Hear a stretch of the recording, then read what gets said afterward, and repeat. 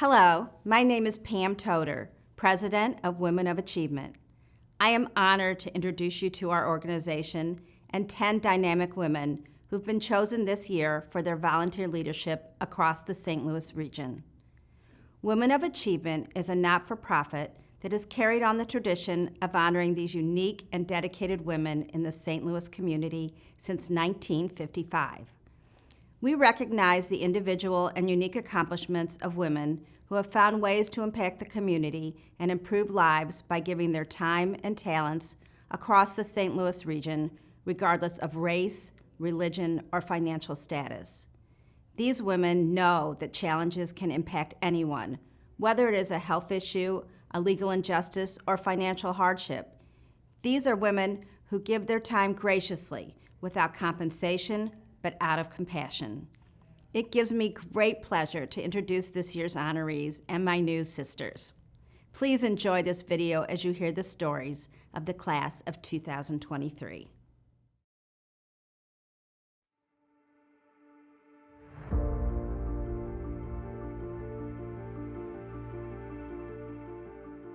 I can't imagine not having a place to call home.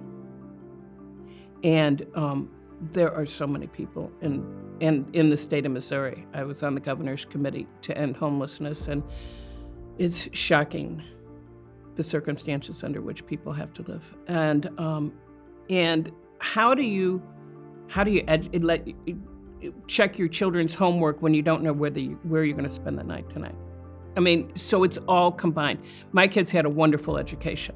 I had a wonderful education. I just feel like it's just not fair for everybody not to have a wonderful education.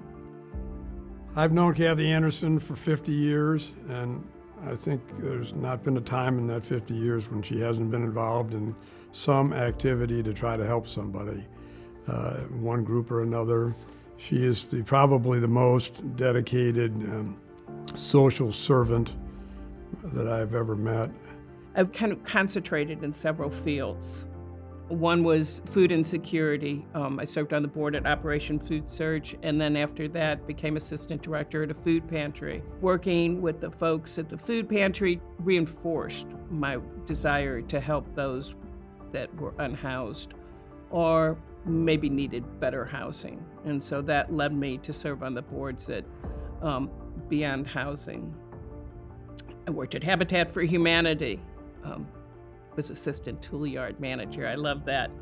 But all the time there were children around, and these children deserved good schools, like my children had. So I became involved with Loyola Academy, and then later at Northside Community School. Kathy is a particular kind of leader, I think the best kind of nonprofit leader, and that is that she doesn't think she's the center of attention. She doesn't think she knows everything. She relies on other people. She listens to other people, and everyone knows that they can have confidence that she'll do whatever needs to be done, whether she does it herself or gets other people to do it. They know she's a good manager and a good organizer. I love everything I do. No person's more important or less important, so every single job that I try and do, I feel is the same. Every time I say, I'm not going to do this anymore, I think, well, who is going to do it? And this is your time. So what are you going to do, watch TV? Or are you going to make a difference? And so I try and make a difference.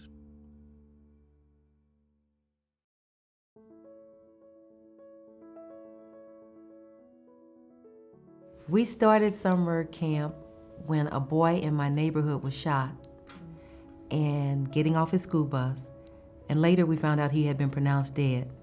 So some of us got together and started talking about what can we do to help children in the community.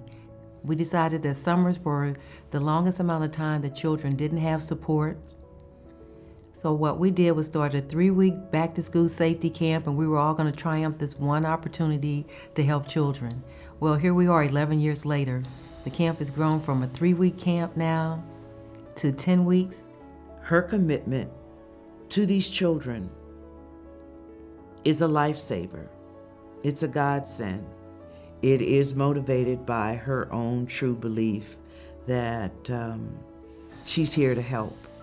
and she's here to make a difference. Camp Sunsplash is located in Fairground Park in the midst of a marginalized community, and we make sure that there are no fees involved with our services. It's really an opportunity for children and their parents to create a new paradigm, the paradigm that they want to live into for lifelong success.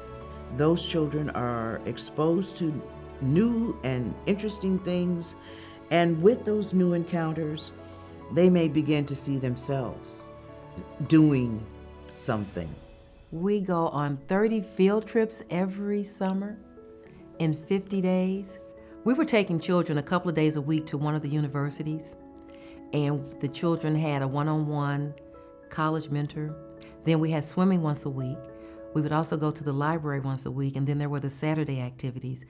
And they're also coming to understand that there are careers that are possible for them. Carpentry, the trades, law enforcement. One of our first campers came back this summer in 2022, and he said, I'm graduating from the JROTC program, and I'm gonna be at a school in Missouri, and I'd like to do something to get our squad to help you.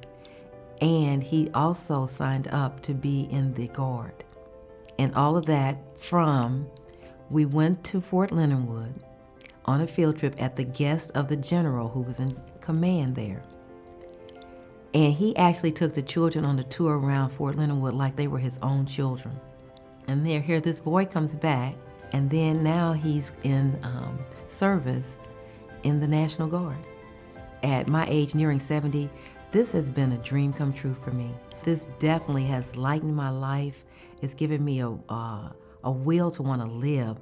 And some mornings when I want to take a late nap or eat some bonbons, I'm able to get up and know that I have a meaning for my life.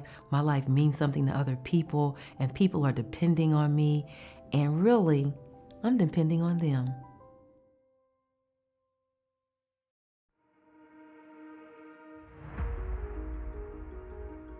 We started Step It Up after Hurricane Katrina. So when Hurricane Katrina happened, we were very moved by how poorly things were done in response to the victims of Katrina. So we had started collecting things and delivering them to New Orleans. So we decided we needed to do something in our community. So we asked around, and people said shoes and socks were a really basic need that a lot of the kids in St. Louis didn't have. So we decided we would start a charity and give away shoes and socks every month. And we started going into the Head Start program and starting with the kids that were infant to 6 years old and doing shoe distributions. We talk about doing a better job of taking care of each other, making sure we use a holistic wraparound approach to how we reach each other in society. Well, if you want to see a model of that, you just need to see Beth Boggs. So when COVID hit, I was at a meeting with a client, and she said to me, "Did you hear today that they're closing the schools?" And my response was, but then how are those families going to feed the kids? Because a lot of those families are relying on the in-school food program to feed their children. So her company has a commissary. And I said, well, how come we can't just feed the kids? And she said, is that what you want to do? And I said, that's what I want to do. Ask your commissary how many sandwiches you guys can make for me a week, because I'm going to buy 10,000 sandwiches a week, and I'm going to give them away to the kids in the community. So that's how we started, was delivering sandwiches and fruit, and then it really took off from there. I respect her with her compassion, her commitment, and I just can't say enough words about how much Beth Boggs means to this community. When the kids went back to school, we decided that we had seen such significant need in certain communities that we were going to continue to do it even though the kids were back in school. So every Friday we still do food distributions. When we went into Jennings, you could just see the need in Jennings, and we were not going to abandon those families who needed that help. So every Friday we go into Jennings and give food away, and we have a drive-through where the families still come through, and we serve about 700 cars every food distribution. She's a daredevil. She would go anywhere. I'll say, Beth, you know, I'm taking you into communities that, you know, I'm okay with going with, but we got to figure out two things here. One, that Cubs jersey, and the fact that you're just this plain, everyday little lady that's out here on the front line. But you know, I would say this, she is fearless, and people respect it and love Beth because she's genuine. So we are getting as much food as we can out to the communities, and a lot of people are, they'll come to us and say, we don't have enough food to make it through the week with the people that we're giving stuff out of the pantry to. So we then step in and we will get the food. I'm an attorney for Sam's, so we'll go to Sam's and get a discount and get a bunch of food and fill everybody's pantries for them. We are taking what we can and trying to make the best of it.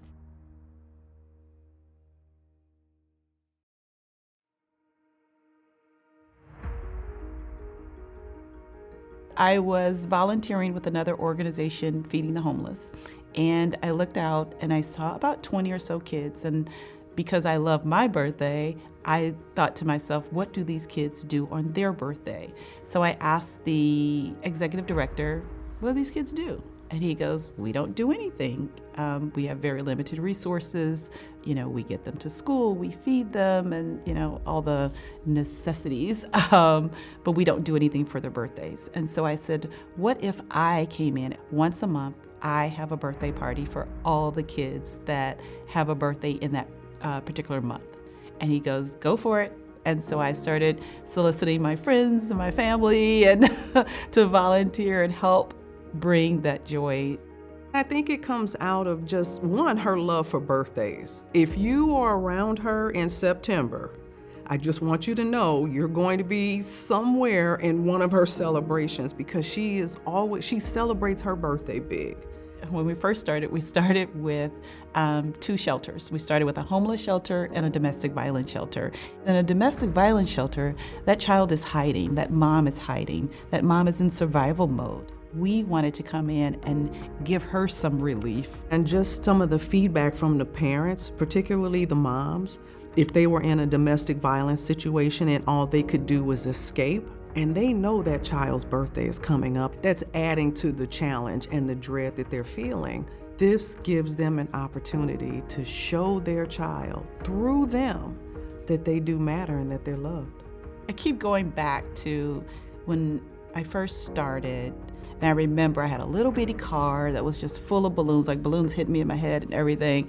I remember driving up, and this little boy runs out, and he's like, the birthday lady's here, the birthday lady's here. And that face keeps me going. And I just love the fact that she identified that niche and has been fulfilling it for over 8 years now. I remember this is a domestic violence shelter. The little girl was turning 16. And I gotta be honest, we went way over the budget because she was 16 and they had just gotten there maybe a week or so prior. And we took this little space that they offered us and we just pinked it out. There was so much pink in that room. Just remembering the look on her face and the hug that the mom gave me. And I mean, we cried together, but for me, that just really did something for me, that when I feel down or I think, I'm doing too much or I get tired, besides, I think about the little boy and then I think about that teen. Just thinking back to the hugs and the smiles and the laughter that we were able to create in such a difficult time has been amazing.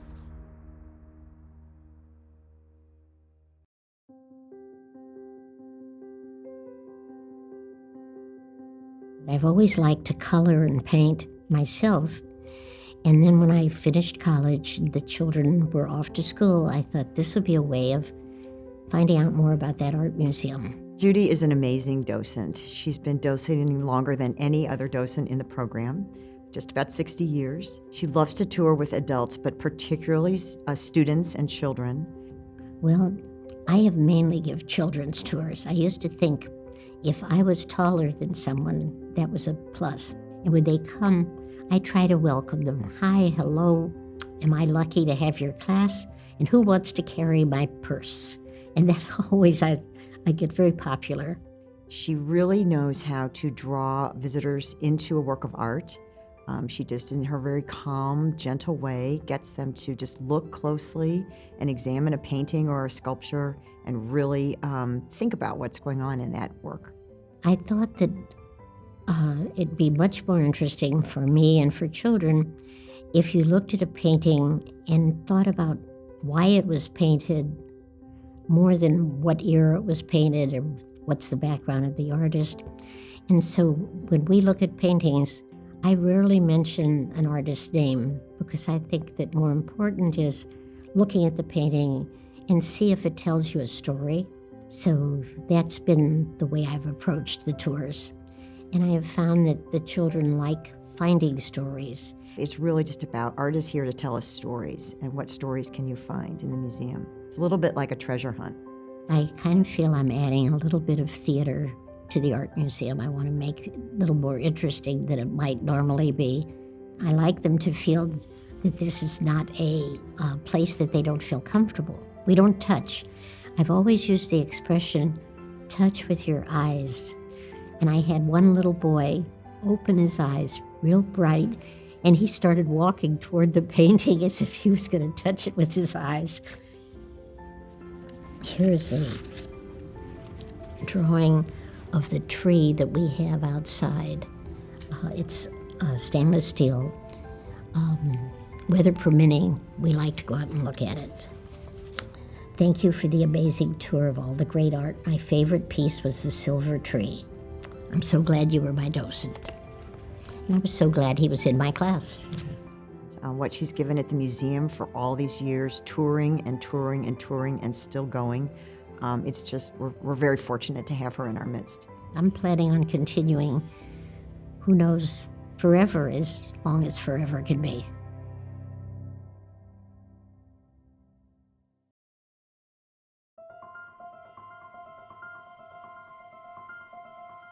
I started volunteering at COCA and when my daughter was just born and I was trying to get involved in the community. I'm from Indiana, so I was trying to learn the landscape of St. Louis, and it kind of spiraled after that. So I started, as we had more kids, to find organizations that my kids enjoyed being a part of. So the Magic House was one of the first boards I joined, helped with their Magic Ball Gala for years and fundraising for that. Honored to be a part of the zoo, also the same thing. And then it's expanded into healthcare, and basically the general principle for me is that I want people to have access to the things that they want and need, and helping to provide that is important. Just her passion when she talks about causes that she believes in is, it's absolutely infectious. Like, you just can't say no to her. So I had some good friends who had learned about, at the time it was called Pink Ribbon Girls. It started in Ohio with a wonderful woman who used her experience with breast cancer to give back to others. And we were very interested in bringing it to St. Louis. PRG provides meals, rides to treatment, peer support, and house cleaning services to women battling breast and gynecological cancers. I love research, and I think we need to cure cancer, but when you already have breast cancer, it's that support that we need to help others with. And so it was a combination of me spending my time, my connections, and volunteering, and that was, I think, very helpful in bringing that organization to our community. PRG would not be in St. Louis without Linda Hunter. Her passion, her connections. We say at PRG that we need doers, donors, and door openers, and Linda is all three. Philanthropy and community is just part of her. I often get asked how I can be involved in so many organizations, and I find it to be something that keeps me going. And the more I do, the better I feel I do at it. I've really developed a knack for fundraising, and I love that people come to me saying, hey, what do you think about this? And I'm proud to have grown into this role. I'm proud to be a leader in the philanthropic community, not just because someone wants me to write a check for something, but because they value my opinion. I mean, to think about the organization she's involved with, and not just her name is on something, but she's on a board, she's running a committee. It's the St. Louis Zoo, it's PRG, it's the aquarium, it's the Magic House, it's Aim High. It's such a diverse group of amazing institutions. She's not just one of those people that will just say, I'm gonna help with that and not do any work. She does the work. I am so lucky to be in this position. I am so lucky to have the means and the support of my husband and my family in doing all of this. And I feel very blessed every day that we can provide other people with the access and the health care through the efforts that we're making, and I'm truly grateful for that.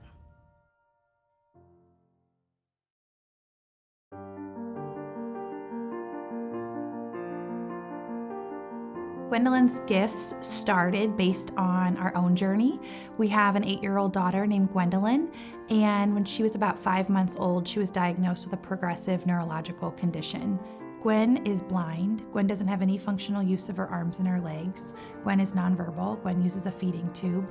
Buying presents for her is a little bit of a tricky situation. A nurse had just been in our house, was telling me about a family that she just left, and a child was sleeping on a mattress with no sheets. And my heart broke for that family, thinking about, here's another family taking care of a child with a terminal illness.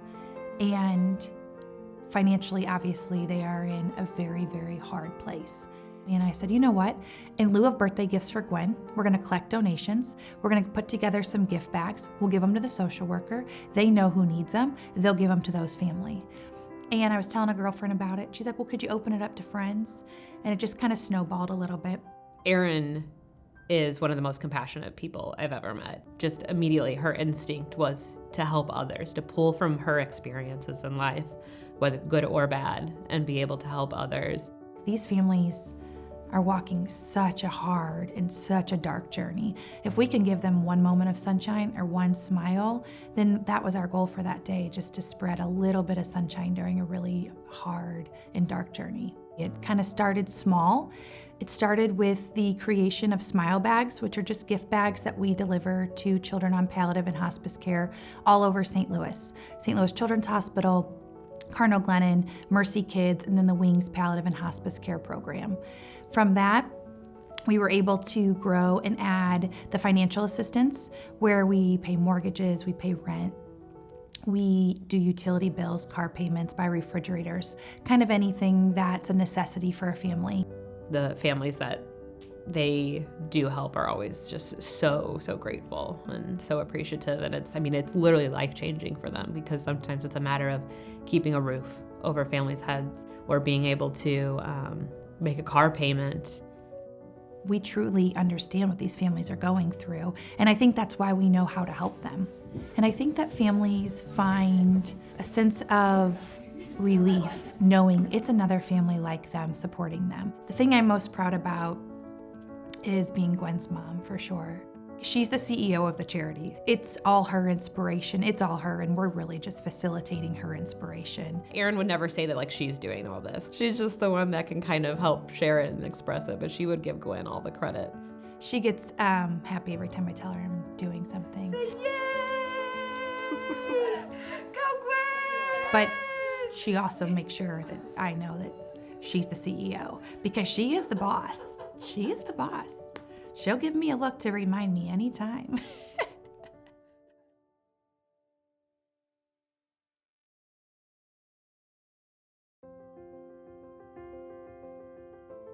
Growing up, I totally wanted to be an American, a true blonde American. Mom wouldn't let me dye my hair blonde, thank goodness.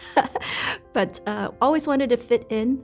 I know I looked different. I knew I spoke a different language. I understood a couple of different languages. I was always my parents' interpreter because they didn't speak. They came when they were in the 30s, so we were their voice. And then eventually my parents saw that there was a need to help other people in our community. So guess what? I was the community's. I became their friend's interpreter and navigation and everything like that. The incident that actually changed my mind into actually knowing what I want to do was this elderly gentleman. He was walking in the afternoon like he usually does in the city to exercise, and he was attacked and left for dead. There was a bus driver that afternoon who stopped to help him and called the police, and of course I got involved because I knew the family. He couldn't even explain what happened to the bus driver who stopped it up. Well, he couldn't even explain what happened to the police. So when I arrived, I asked him what happened, and he told me, and that's when I was able to relay the information to the police and to the hospital as to why his injuries were like this. The Vietnamese community now is very spread out, but the elderly in many cases have chosen to live in the city. Their stores are there, their restaurants are there, their friends are there, and so this is community to them. They were shaken by this whole experience, and a lot of them then began to say, maybe I can't live in the city anymore. Maybe I have to move, and it broke their hearts. So her ability to step forward then and to work with the police, all of these kinds of things helped to be able to not just develop connectivity, but to retain those ties. We try to build a community where everybody's comfortable with communicating with everybody. If there's help that's needed, we try to find the resources to connect everybody, and also interpreting. We have a team of board members in the St. Louis Vietnamese community that are bilingual. Some are elder and some are younger, and I'm privileged to be nominated to continue to lead this organization. That's help us preserve the culture and also at the same time bring the community together and advocate for them.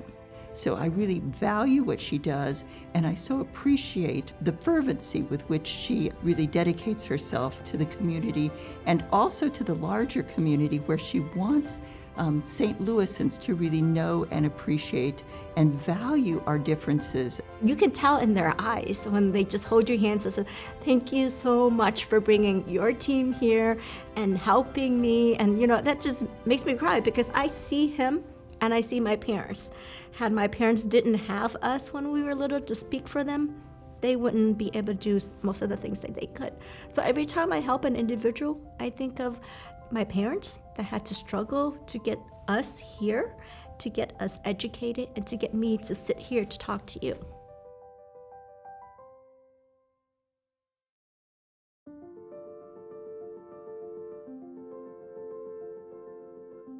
My two passions are child advocacy and housing for people affected by HIV/AIDS. I lost my brother to AIDS in 1992.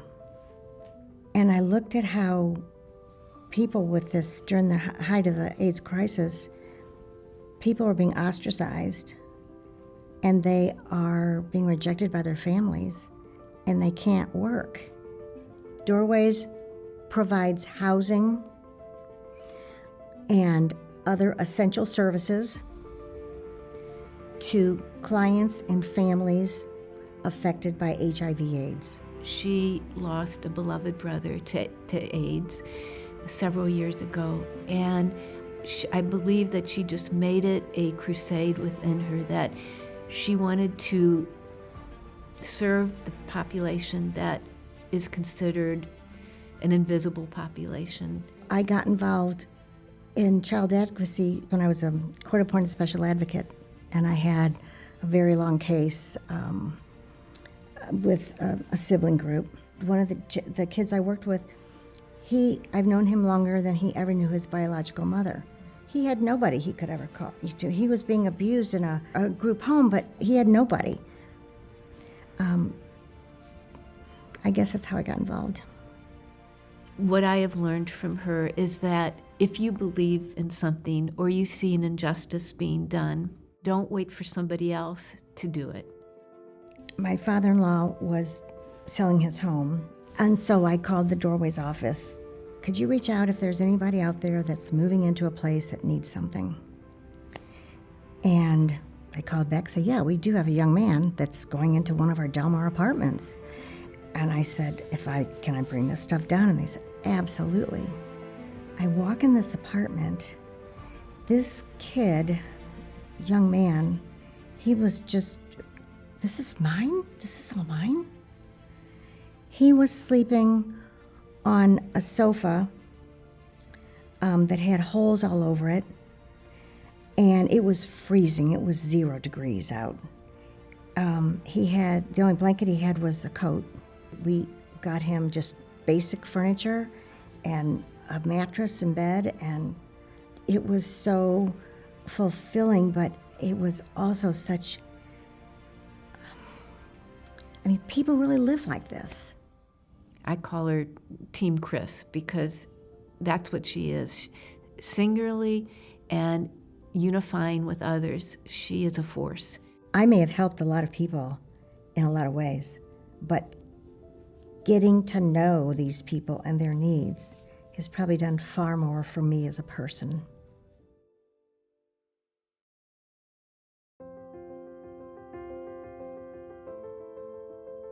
Latinos have been in St. Louis for a long time, but I think that this is an opportune moment to really make a difference because there are a lot of leaders that are coming together, not only to identify where there are challenges, but really to find the solutions. I guess you could say that I wear many hats, and during the day, I get to work at Cortex serving entrepreneurs. But my day doesn't end at 5 o'clock, and that's really the work that I'm passionate about, helping the entrepreneurs at the Balsa Foundation, really supporting first-time entrepreneurs through their business journey. And so we provide $1,000 grants to 10 entrepreneurs twice a year, and then we also provide a learning series and co-working space and coaching. There are many challenges that the Hispanic Latino community faces in St. Louis, in the region, in the state. I think that Gabriela has been a great advocate for all of the many issues that exist. One of those things is language access, which she has been such at the forefront of that advocacy work. Gabriela has been on the receiving end of the lack of those resources. So she's now at the forefront of making sure that those resources are there. I saw what was missing in the ecosystem when my husband tried to get support. And especially when you talk about Spanish speakers, I would say I really didn't know that I had a voice. In my culture, I often heard, calladita te ves más bonita, like when you're quiet, you look prettier. And so I lived that way for a long time. But, life threw stuff at me, divorce, and my daughter passed away, and a lot of different things. And so it really made me realize that if I have a voice and I have a platform, I need to do something with that. She cares so much about St. Louis, about Missouri, a place that at the beginning wasn't welcoming to her.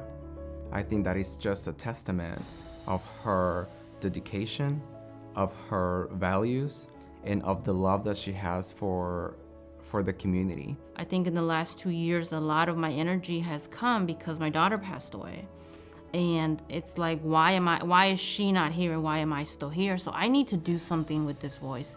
I need to do some of the things that she's no longer able to do with her passion around the unhoused and immigration. The girls grew up speaking Spanish and English, and so they understand why it's so important to me, why culture is so important. The tribe that we've been able to form and the roots have just been amazing, and just continue to empower me to empower other people, because not everybody gets that. Not everybody has all these cheerleaders, and so how can I now be that for other people and really continue to bring people with me and lead the way so that the younger generation has a future in St. Louis, and that we make that impact, but we can also do more with that when we collaborate and work together.